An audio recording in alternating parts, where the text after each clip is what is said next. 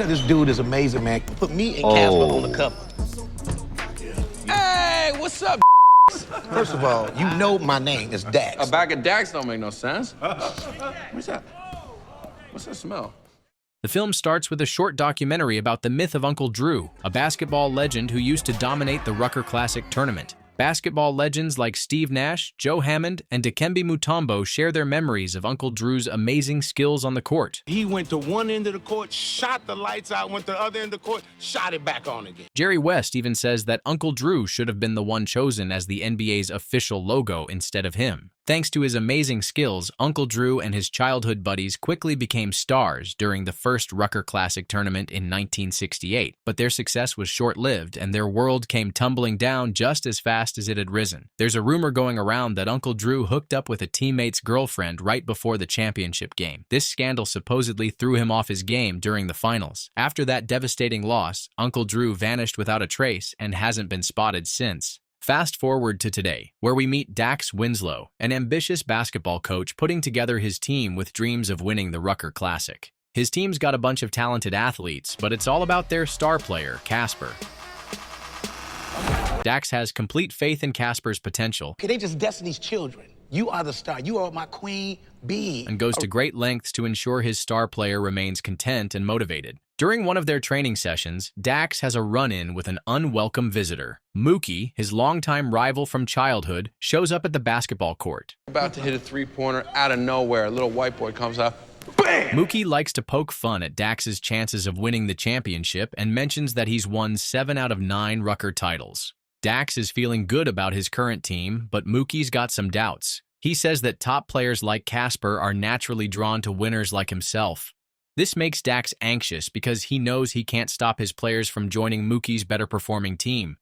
After Mookie left, Dax went to see Casper to see how he was doing and to keep things going between them. Casper knows about Dax's job at a sneaker store, so he asks for a new pair of expensive Jordan sneakers. Dax dodges the request, saying he'll buy them once the merchandise is available at his workplace. That night, Dax finds himself reliving memories from his youth through his dreams, particularly recalling how he remained unchosen by prospective adoptive families at the children's home. His isolation led him to discover basketball, where he eventually excelled and developed considerable skill. He was undefeated in elementary school, but that streak ended suddenly during a middle school game when Mookie blocked one of his shots, causing a big loss. This one moment took away all the admiration he had earned and made him feel psychologically hurt, and he's still dealing with that. The traumatic experience manifests in repeated nightmares about that pivotal game. Dax lives with his partner, Jess. She'd love for him to be successful so she can buy a Tesla. For now, she's the one paying the bills. You win this game, and you win this money, and bring it back home. When Casper and his crew go to Dax's shoe store, expecting him to keep his word and hook them up with new kicks, Dax finds himself in a tough spot. He's set on keeping them from switching sides to Mookie's team, so he agrees to buy sneakers for the whole group, even though it costs almost $1,000. When Dax's payment card is rejected, Jess steps in to cover the substantial cost. Getting 50%. Marty, did you hear that? 50%. The next day, he shows up at the basketball court with a lot of energy, ready to hand out team uniforms. He's pretty bummed when he finds out that Casper and the rest of the team have bailed on him to join Mookie's crew instead. Take off those shoes! Dax is livid about this betrayal and demands they return the expensive shoes, but the players refuse to give them back. The next day, there's video of Dax trying to get his sneakers back from his former players all over social media. After this embarrassing ordeal, Jess ends their relationship and makes him leave their place. Get out my house! Dax is holding on to a garbage bag with all his stuff, and he's got nowhere to live. Even though he's in a tough spot, he goes to different basketball courts all over New York City trying to put together a new team of talented players. Unfortunately, he hasn't won any games, which makes him a bit of a tough sell to potential recruits. At one court, Dax hears an old guy complaining about the younger athlete's playing style. See that right there? That's the problem with your generation.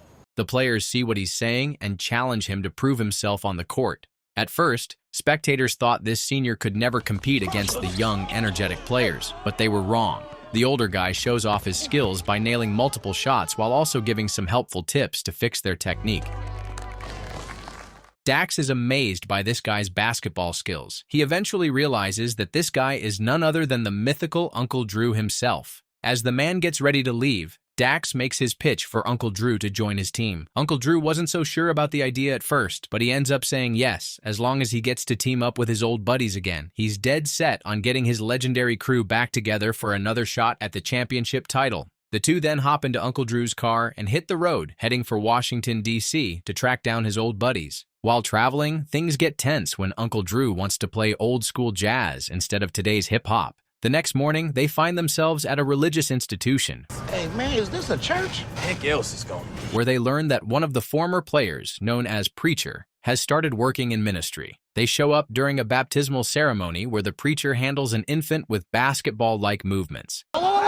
Wait, hey, man. Dax criticizes this inappropriate behavior and consequently finds himself being baptized as a substitute for the baby. Uncle Drew then tells Preacher about their plan to get their original team back together. Preacher is really excited about rejoining the team, but his wife, Betty Lou, is totally against him playing basketball.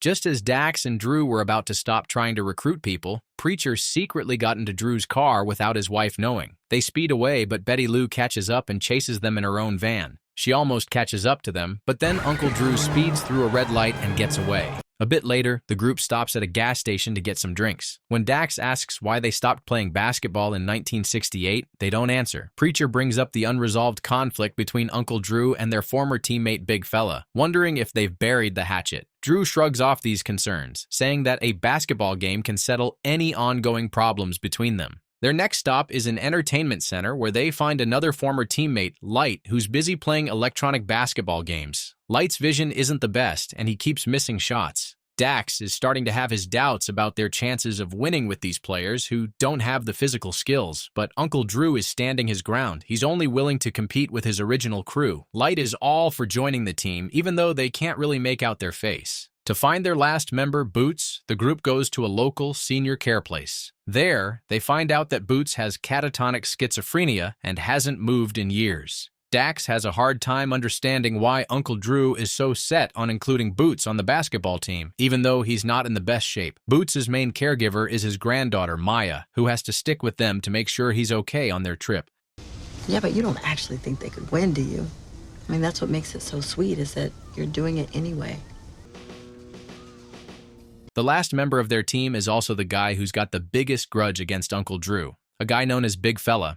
Their friendship ended years ago when the team broke up, and he's been radio silent with Uncle Drew ever since. He's now teaching at a martial arts studio. When Uncle Drew first tries to talk to Big Fella, he just punches him in the face. Even though he didn't want to do anything with Drew, Big Fella eventually agreed to join the team out of loyalty to his other former teammates. Once everyone's there, the group starts heading back to Harlem. On their way back, they're being chased by Preacher's wife, Betty Lou, who's hell-bent on catching them. But they manage to get away during a pretty wild car chase. When they stop for a rest stop, Dax realizes he doesn't have enough money for gas. He sees a team of female basketball players nearby and bets $100 on a game between his old team and the young women. Unfortunately, his team of older players loses badly to the girls. At the intermission, Dax tells Drew and his team that he needs them to perform well because he's totally broke.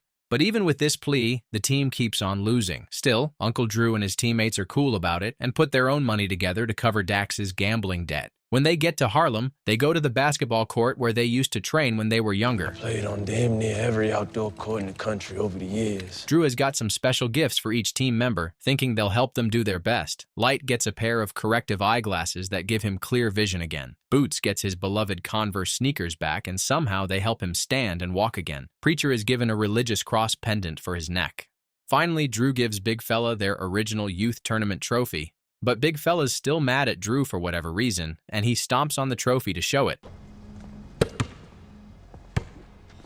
On the day of the championship game, they go head-to-head with Mookie and his team. You can feel the tension in the air because of the long-standing competition between Mookie and Dax. Casper decides to poke fun at Uncle Drew, but this only makes the team more determined. At first, they seem to be at a disadvantage against their opponents, but after a few minutes, they start to figure out their rival's strategy. The team starts off with a bang, making shots one after another and picking up steam, but their progress is suddenly stopped when Light and Casper accidentally bump into the goalpost together. Light injures his ankle really badly and can't keep playing.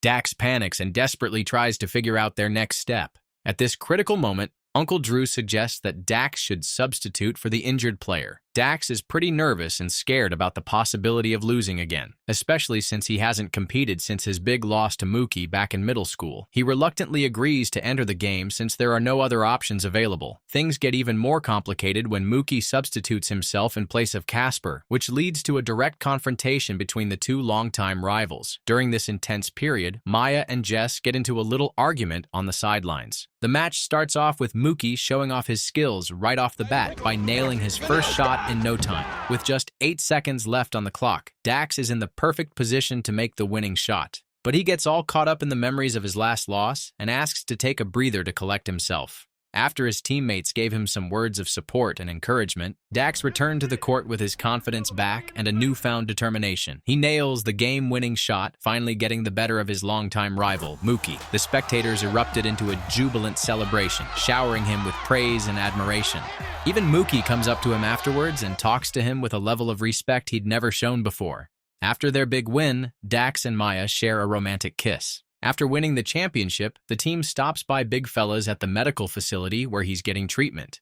Dax shows his generosity by using his tournament winnings to cover Big Fella's medical expenses. In the last scene, the whole group's watching a TV news segment on ESPN that makes Dax look like a hero. That's a wrap on the whole story. I hope you enjoyed this recap. Think about subscribing for more of this kind of content, and give us a thumbs up to show your support. If there's a particular film you'd like us to summarize in the future, we'd love to hear from you in the comments section. Until our next recap, farewell and take good care of yourselves.